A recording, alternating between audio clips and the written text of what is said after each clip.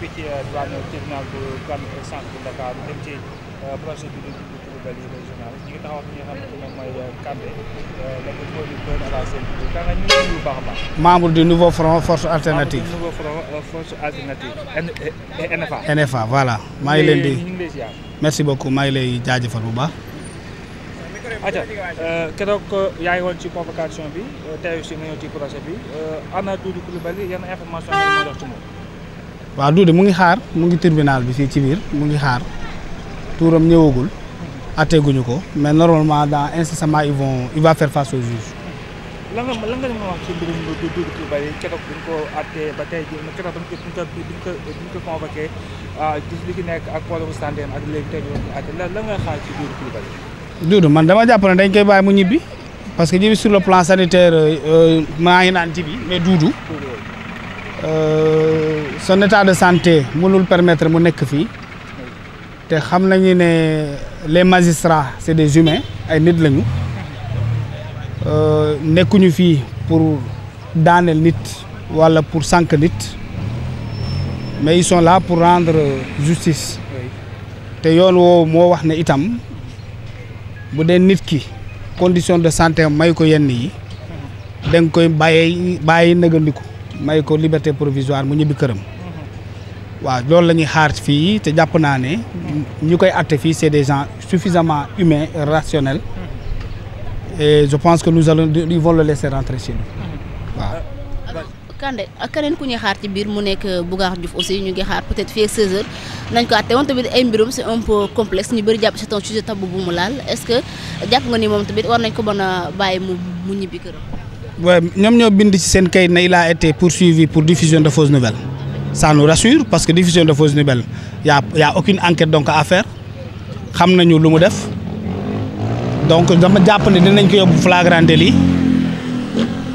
mu ñibbi këram lui aussi comme tous les autres parce que aussi Sénégal on a habitué les gens à dire que oui il y a tel sujet sensible je répète encore une fois dans une république il y a pas de sujet sensible il y a pas de sujet tabou voilà comme ils savent ce qu'il a fait xam nañ lu mu wax donc nañu ko atte nu mu gën a gaawee qu'il retrouve sa famille et qu'il retrouve aussi sa liberté politique et sa liberté d'expression parce que aussi la parole de Bougar elle peut apporter quelque chose dans les luttes démocratiques que nous menons pour cette république-là.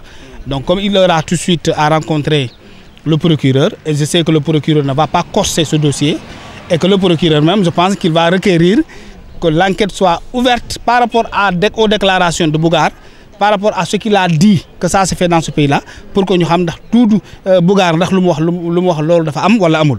Donc je pense que foofu la ñu war a accès mbir mi bàyyi jàmbur mu ñibbi c'est un enseignant aussi et je pense que la place de l'enseignant c'est pas la prison encore moins les mandats de dépôt.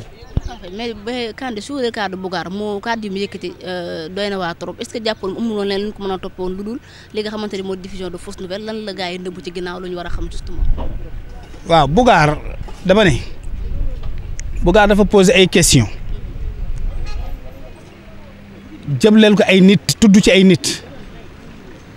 Et je dis dans les normes normales, dans une république normale, au lieu de s'acharner sur ces déclarations, tout de suite les considérer comme de nouvelles, comme une déclaration fausse, est-ce que ça ne devrait pas susciter l'attention des gens?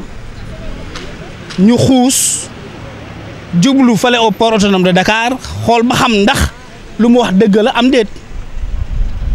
Est-ce que ci dëgg-dëgg y a des armes qui transitent par le port de Dakar pour la Casamance?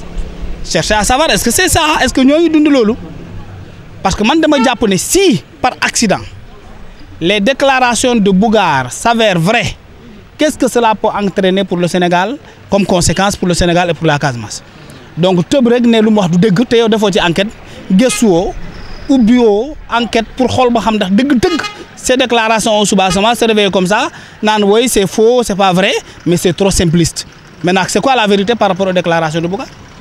C'est simple de dire que ce qu'il dit, c'est pas vrai. Donc il appartient à l'État, il appartient à nos renseignements, il appartient à nos agents de sécurité de renforcer la surveillance au port autonome de Dakar, de contrôler pour voir est-ce que réellement la France vend des armes à des rebelles au Sénégal. Est-ce que la Turquie vend des armes à des rebelles au Sénégal? Lolo, si nous déceler, parce qu'il doit rassurer aussi le peuple, hein?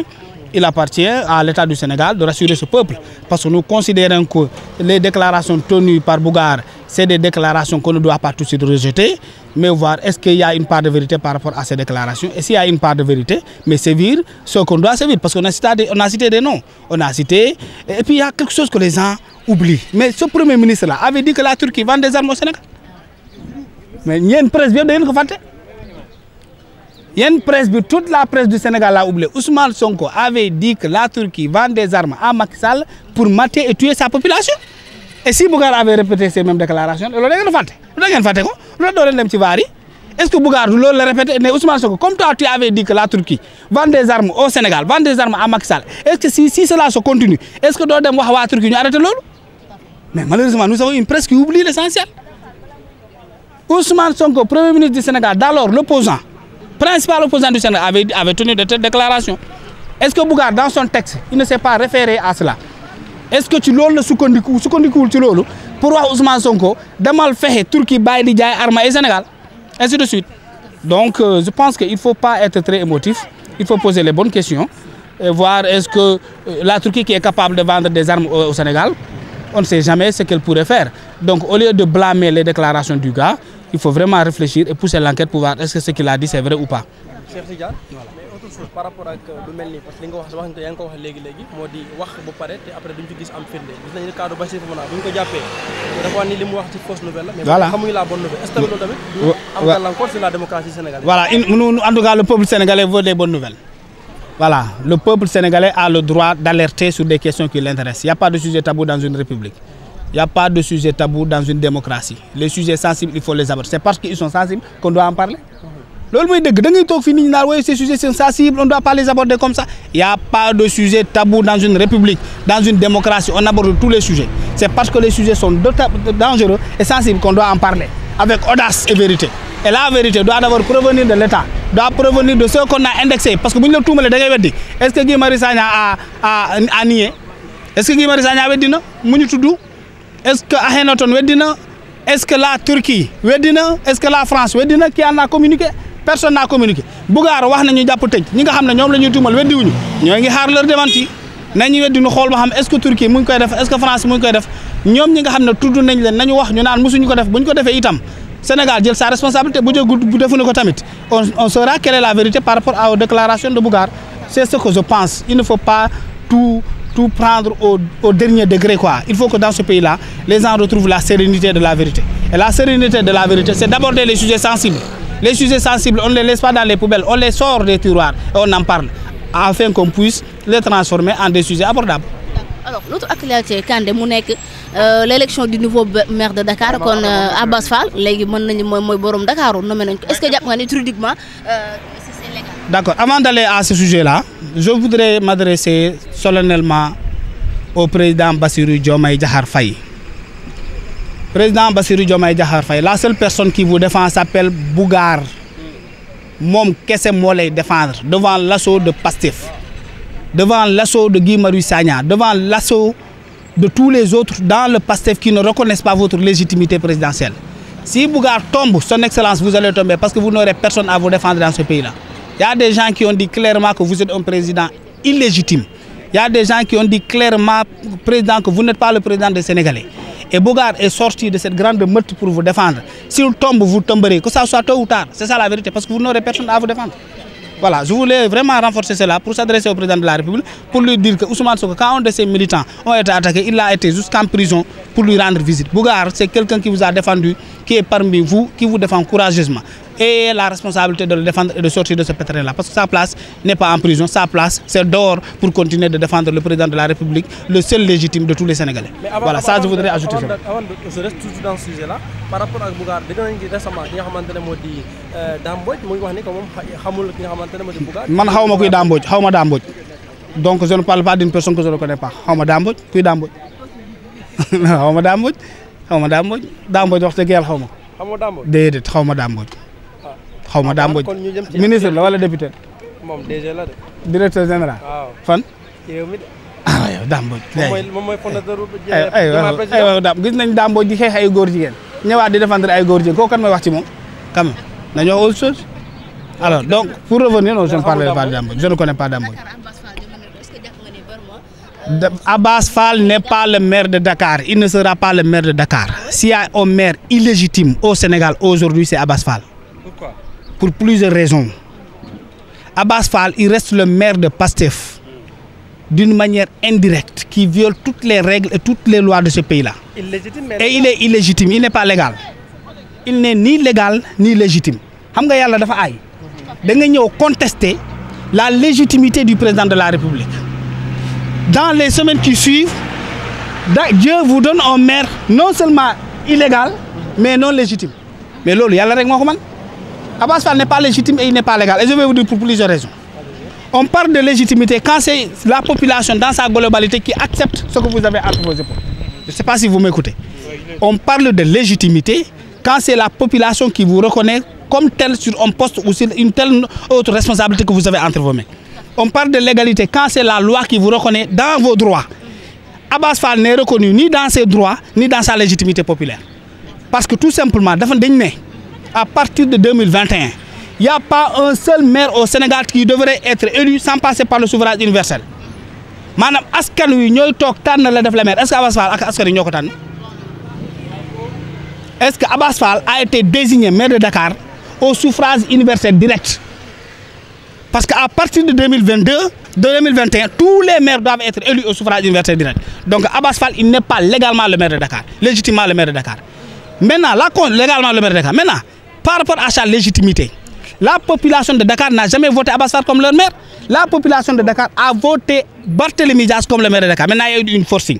Il y a une dictature qui est passée. Et je dis encore au président Bassirou Diomaye Faye, vous qui avez soutenu cette dictature, ce forcing, mais on vous laisse le temps. On vous laisse le temps qui n'est pas pressé, le temps qui n'est pas lamentable, le temps qui rend la vérité et la justice. On vous laisse le temps. Quand un homme au pouvoir soutient une dictature, mais il faut le laisser le temps, on verra. Quand un homme au pouvoir soutient un coup d'État comme ça, un président de la République au pouvoir soutient un coup d'État comme ça dans son magistère, il faut lui laisser le temps, on verra ce que ça va dire. Parce que si les gens sont capables de faire cela à Barthélémy Dias, pensez-vous pas qu'ils puissent être capables de le faire au président de la République qui n'est pas légitime à leur dire? Mais le discours semble de Abass Fall.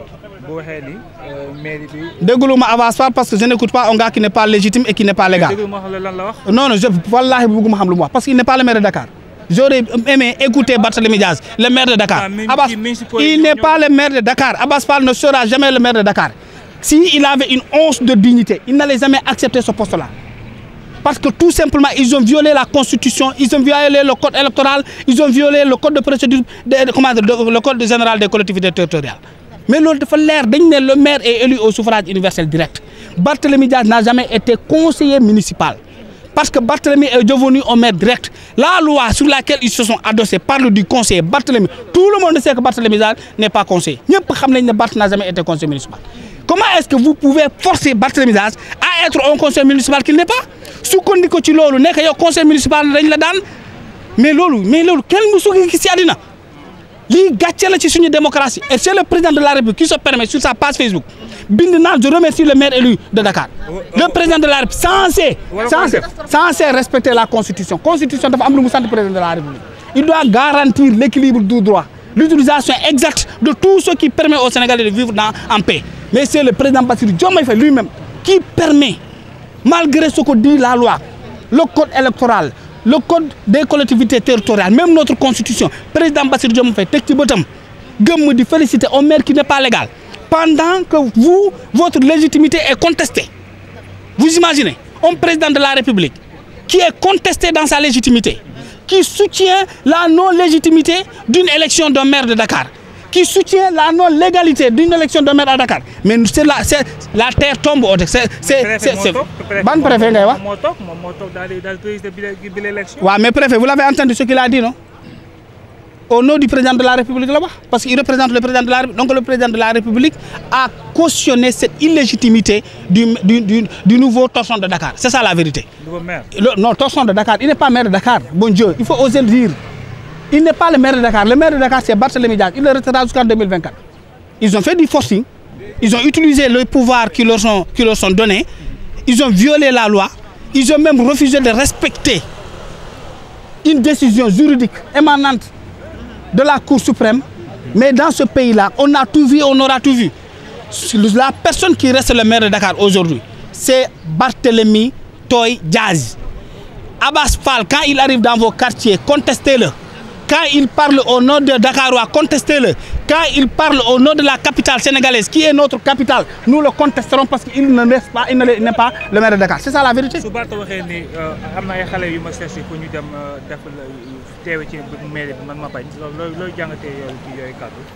Ah ouais, mais est-ce que Barth ne savait pas que le forcing était déjà acté? C'est un choix politique. C'est un choix politique. Il faut laisser le temps à la vérité. Parce que le temps, c'est la vérité. Et le 18, je pense que la Cour suprême dira le droit. Parce que le droit être dit. Dañuy wax ak sénégalais ci wolof buñu dégg ñu ni leen luñu tek Barthélémy Dias jaay doole la yoonu Sénégal dafa né à partir de 2021 maire dootul nek conseiller bala demaat yeneen élection ñu wootalaat ko nek mu nek nu mu tudd maire de Dakar à partir de 2021 loi moo wax ne maire léegi dafay nekk maire directement dootul nekk conseil municipal maintenant le reste ñi nga xam ne ñoom la ñuy woote ci ay ci liste sur une liste ñoom ñooy dajale woote ay adjoint mais le maire dañ ko seppi parce que maire bi fal nañ ko ba pare ñoom ñu ñëw ne Barthélémy Dias par force da ngay nekk conseil municipal mu neex la mu naqar la di nga nekk conseil municipal parce que ñun lu ñu bëgg mooy jëlee la fi parce que tout simplement Pastef dafa bëgg moom gérer les 83 milliards yi nga xam ne moo war a dem ci JOJ de la jeunesse bi nga xam ne mooy am Dakar en 2026 loolu lañ bëgg xam nañ ne 2026 presse aduna bi yëpp dafay ñëw Dakaru Barthélémy Dias dans son élégance dans son éloquence dans sa beauté dans sa prestance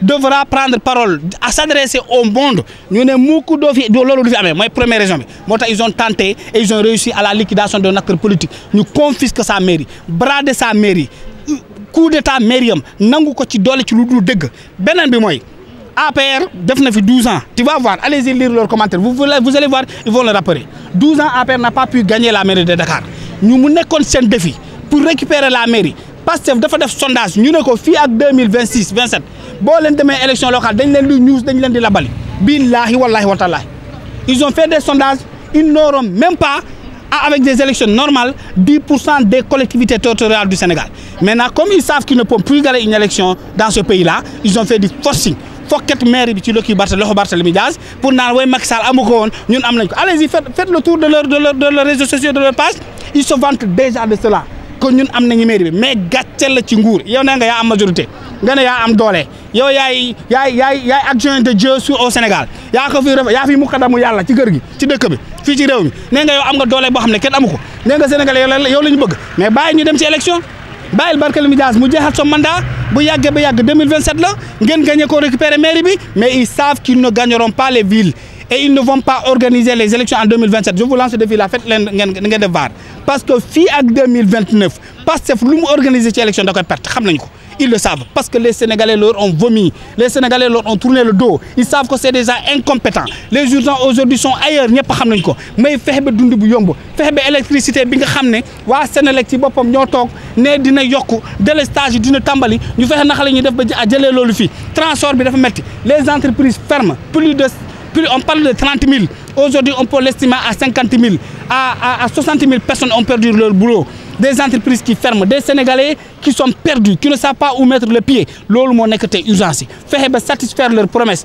yaa fi taxaw ne da ngay criminaliser homosexualité defoo ko bëgg a yóbbu nit ñi si yeneen débat ba tey homosexuel yaa ngi fii tey dañuy ngundaandaan dañuy défilé di dugg ci suñu marché yi duñu ñaawal ci mbedd yi waxuñ ci dara loolu mooy dëgg vous le voyez góor jigéen yaa ngi fi di ñaawal nit ñi léegi dañuy parader partout yàlla moo mer sax ba mabal seen benn bâtiment mais ils sont là dem ba gis ngeen benn vidéo benn góor yàlla bu betti ay góor jigéen ci nekk loolu et puis ñu rëy la meñ parce que xam nañ ne ils ont un soutien dans ce pays là loolu yaa ko diggee woon defoo ko yaa fi diggee woon ne di nga dindi loi portant sur l'abrogation de l'homosexualité defoo ko ne mu tudd pas l'homosexualité mais l'amnistie yaa diggee woon loolu nga am majorité plus de 130 députés ngay layam yi au lieu que yóbbu loi bi yóbbu ko assemblée nationale pour ñi nga xam ne dee nañu yéen a wax ne 86 personnes lañu tudduñu loi boobu fàtte nañu ko yaa waxoon ne en 2 mois da ngay soppi Sénégal tey la dund gën a metti gars yi di ngunaanat ngeen di guuxi leex di tukki di utiliser les biens de l'État di noos Sénégalais yi di gën a sonn kenn waxatu ko mais tout le monde est fatigué dans ce pays là tout le monde est inondation yi moom moo fi taxaw ne waaw boo jëlee caisse secret fonds secret bu Macky Sall jël bi Moustapha Niass jël bu Tanor Dieng boo ko dugalee ci mbënd mi inondation yi jóge fi xool leen yàlla nee leen yéen a waxoon ne man ngeen dinaa leen won ne manoo leen da ngeen bari woon wax Touba inondé Thiès inondé Tambacounda inondé Kédougou inondé Saint-Louis inondé Ndakaaru kenn waxatu ko ñu toog ci xoole ñun lu ñu xamoon ci Sénégal bu dëkk bi demee ba tawul dañuy baawu naan xam nga luy baawu naan pour que yàlla taw ñoom ñuy baawu naaj pour que naaj bi di tàng donc ndox mi di évaporer pour mu jóg parce que amuñ ci solution loolu mooy dëgg y a les inondations qui amènent de l'argent dëkk baa ngi ni foo dugg ndox la amuñ ci benn solution du plan de secours du plan d'assistance d'urgence du plan de sécurité amul dara lu ñu initié pour au serait-ce que dimbali saa ñi nga xam ne ñoo ngi ci biir ndox mi am fu ñu leen di yóbbu reloger leen soutenir leen dimbali leen pour ñu récupérer waat leur matériel et leurs biens qui sont perdus kenn waxatu ci ñu nekk ci ay tappale politique parce que tous les jours c'est politique parce que ñoom xaalis lañ gëm nguur lañ gëm gëmuñu askanu Sénégal moo tax askanu Sénégal nekk ci ay jafe-jafe amul benn piste de solution boo xam ne mais vous êtes des journalistes vous êtes les témoins de l'histoire dites-nous qu'est-ce que le PASTEF a proposé comme solution aujourd'hui pour faire face aux difficultés que rencontrent les Sénégalais plan de redressement boo xam ne da nga wax ne mais journaliste bi nga xam ne salaire am le 25 la koy percevoir dinaa dugg sa organe de presse tëj ko loolu plan de redressement boo xam ne femme bi di jaay këram fii ñu ne dañuy ñëw andi fi juuti bu amee 2000 francs ñoom ñuy jël 1000 francs yi bàyyil jaaykat bi loolu mooy plan de redressement boo xam ne nee nañu jàngalekat bi dinañu fexe ba dem ci moom li nga xam ne moo amoon ay avantage coppet ci dara maire bi di jaay gerte caaf ci koñ bi da nga ciy jël 100 loolu mooy plan de redressement xam nga lan la ñuy woowee plan de redressement dëgg-dëgg mooy yow mi nga xam ne da nga amoon liggéey sa liggéey am ay jafe-jafe état ñëw naan bu doon 2000 francs nga soxaloon man dinaa la jox 4000 pour nga gën a taxaw plan de redressement mooy boo xam ne entreprise de presse yaa ngi daanu nga woo leen dajak acteurs yi mais qu'est-ce qu'on peut faire comment est-ce qu'on peut vous aider pour que yéen ñi nga xam ne yéen nekk ci waate daanu ngeen gën a taxaw ngeen gën a am doole plan de redressement mooy lan entreprise yi tëj état rencontré leen xool naka la leen di dimbale alléger peut-être les taxes dimbale leen ñu mën a redressé wu mais état bi moom nee na day redressé boppam amul xaalis mënul noos amul dugg avion amul jet privé loolu xam nañ ne dans 2 ans da leen di jafe parce que ay cuune lañu amuñu fu ñuy jëlee xaalis ñu ne léegi dañuy jël ci askan yi ci baadoolo yi jël ci ñoom xaalis ñoom ñu gën a defaru regardez ce qui est sorti de ce rapport-là. Je termine une minute. Regardez ce qui est sorti de ce rapport-là. C'est 2 milliards par mois pour la population, pendant qu'eux, ils sont vers 50 milliards par mois pour le fonctionnement de l'État. Fonctionnement, beaucoup de gens, moi, c'est un banneau bakken, jënd carburant, jël ay tukki, fay sen salaire, entretenir les bureaux. Moi, fonctionnement, l'investissement, moi, lui, de fartali. luy tabax école tabax poste de santé li nga xam ne mooy jëm ci ñun moo gën a néew ci seen dépense dëkk boobu kenn mënul yaakaar ci ñooñu nguur boobu kon mënu yaakaar ci ñooñu. dégg ngay contester la légitimité de Abass Fall tëddul nelaw bañ ne ko kaay jël mairie bi par voie électorale la jaar. déedéet jaarul par voie électorale par voie tappale la jaar sëñ bi voie tappale la jaar ah déedéet jaarul voie électorale. dañoo woote jox ko muy benn. waaye woote wu ñu jox ko. maanaam légitimité bi ngay wax. il n'est pas légitime. justice est due au nom du peuple justice moom moo jox probablement mu mën a doon maanaam maire de Dakar. justice moo def lan. maanaam je dis que maanaam la justice est due au nom du peuple nga koy contester maanaam tëddul nelaw bañ ne ko kaay doon maire dañoo woote kon il est dans sa légitimité. ay magistrats ñoo doon woote fale ville de Dakar tey est-ce que ay magistrats ñoo doon woote foofu. ay déedéet ay conseils municipaux comme moom te yoonu Sénégal dafa ni léegi jeex na ci réew mi ay conseils municipaux du ñu taxaw wooteel maire dañ koy fal directement loolu la yoon wax à partir de 2021 xanaa leer na. léegi ñoom ñu jël lu teg ne yoonu Sénégal moo wax le code électoral dafa ni le maire maintenant il est élu au même titre que le président de la République et les députés maanaam da ngay dem da ngeen di defar liste nga présider liste bi nekk tëdd liste askan wu Ndakaaru toog tànn la ñoom loolu dañ ko fàtte ne loolu amatul ci Sénégal képp koo xam ne nommé na luñ la maire ci beneen modalité bu dul boobu tu n'es pas légitime et tu n'es pas légal loolu waaw mais Cour suprême nee na nañu xaar le 18 ñoom ñu lànk da ko ne procédure bi normal la kuy Cour suprême sax déjà Cour suprême bi nga xam ne dafa wax ne taxawal leen ba ma addu ba pare ngeen soog a décider li ngeen di def ñoom ñu violer loolu respecté ñu Cour suprême vous nous parlez de quel yoon ñoom il ne respecte vous avez vu une seule fois le PASTEF respecter la magistrature dans ce pays là une seule fois le régime là respecter la magistrature vous avez entendu le député à l'Assemblée nationale président de l'Assemblée nationale dire qu'ils vont effacer la justice léegi bi yow ban justice ngay wax ñu falu ñu ne dañuy effacé pour Ousmane Sonko nee na dina effacé l'autre là du port autonome de Dakar Reug Bodian nee na dinañu le conseil constitutionnel il est entrave à leur projet que dinañ ko dissoudre jëlee ko fi def ci leneen léegi vous parlez de quelle magistrature si les tenants du pouvoir ne respectent pas la magistrature comment est-ce que vous pouvez attendre à une application exacte des décisions de justice nous ne sommes pas dans un pays de droit depuis l'arrivée de PASTEF au pouvoir parce que c'est des gens qui ne respectent pas la justice, qui ne respectent pas les magistrats, qui ne respectent pas toutes les institutions de ce pays-là. L'un de les forcing. Et le peuple souverain leur montrera que c'est le seul peuple qui a le pouvoir. Merci. Et ça, l'on y a gâté. Voilà. Merci beaucoup. Tidiane Kandé, le grand journaliste.